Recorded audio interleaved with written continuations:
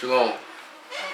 Just wanted to make another quick video. I was listening to this one brother on YouTube talking about the hive mind, the all-seeing eye, all those type of things. Because they got all these different messages on YouTube to trying to get you off base, get you caught up in things that basically, because we're seeking information to find out what is this gang stalking thing all about. So they basically just sending all these different messages, new age, all these different type of things, subtly to try to get you entrapped in certain things, because you're honestly seeking the truth. But in seeking the truth, all these different messages try to get you off base, off topic, out of the will of the Most Highest. So I've made several videos so far about the mark of the beast versus the seal of the Most High, the Most Highest. So you can go back and look at those videos. I'm just going to talk right now. I'm not going to really use a lot of scriptures other than because I talked about how the mark of the beast is literally the mark of flesh. Keep you carnal minded. See, the carnal mind cannot please the Most High, because it's actually the enemy of the Most High. It's your enemy too. So you hear of all these different people saying, man, he a beast. He the GOAT. People literally want to be the beast. Not knowing.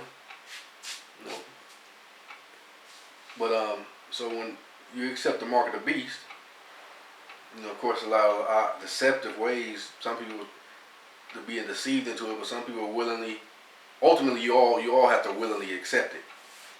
But some people willingly accept it, they can't wait to get it.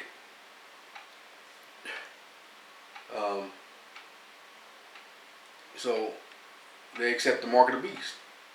That means now you're sealed by the flesh.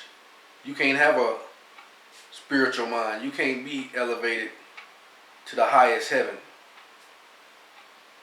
to be where the Father is at. You limited to the flesh. Nobody can make you do that either.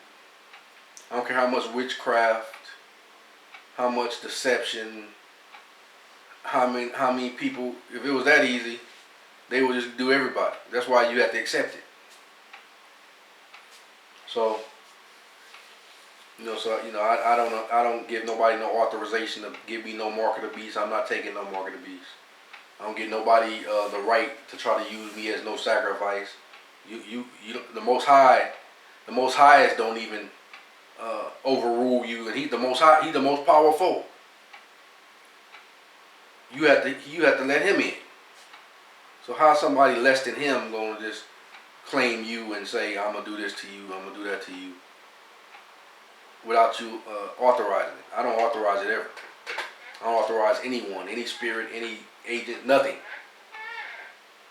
So, on the other hand, you have the Most High's seal.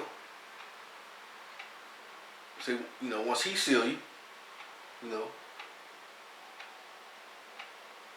He said after He's tried you a while, He said then He'll seal you. Once He finds you worthy, He who overcomes, He'll seal you. And He said those who are born of Him cannot sin, because He's written His name on your mind, on your heart, His law. So you're sealed by His law on your mind. So now everything you do, you think about His law. You think about His mind, the way He does things. You don't think about, at that point, you can't receive the mark of the beast. Because all you're going to do is receive you've been sealed by His law on your mind and your heart. Like I said, at one time when I was first going through this and I didn't know what was really going on, because everybody goes through that phase, I told the story how I was over someone I had called my friend at the time house about 2 or 3 days in a row, and I was getting a strong message, like a voice. At this time it wasn't an audible voice, it was a voice in my head that said, go home and pray, about 2 or 3 days in a row. same time every day. So I said, hey man, I gotta go home and pray. So as I was going home and pray, I know the enemy didn't tell me to go home and pray, so that wasn't the enemy. They would have been saying, yeah, stay away from prayer. So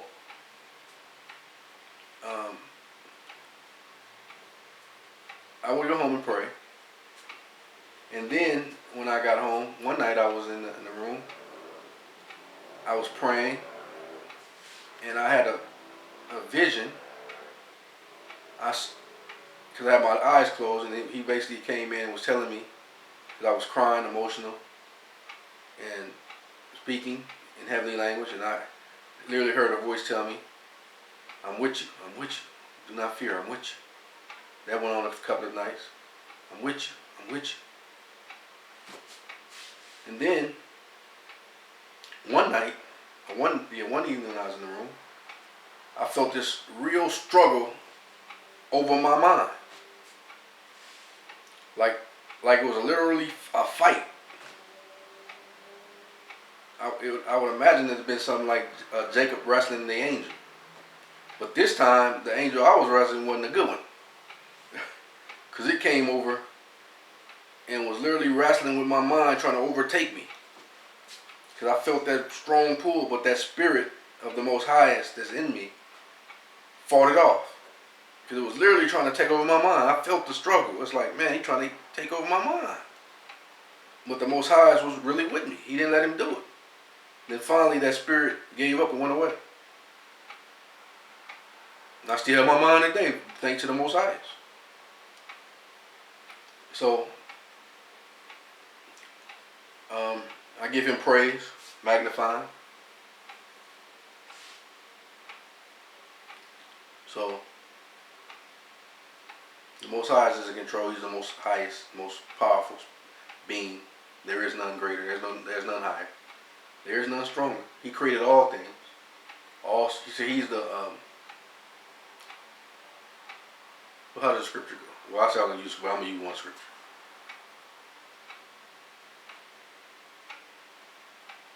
I think it goes something like, why don't you just submit to the spirit, the Father of spirits, and live? He's the Father of all spirits. Meaning the creator of all spirits. That's why he can tell even evil, he can send evil spirits. They say, well, you don't do stuff like that.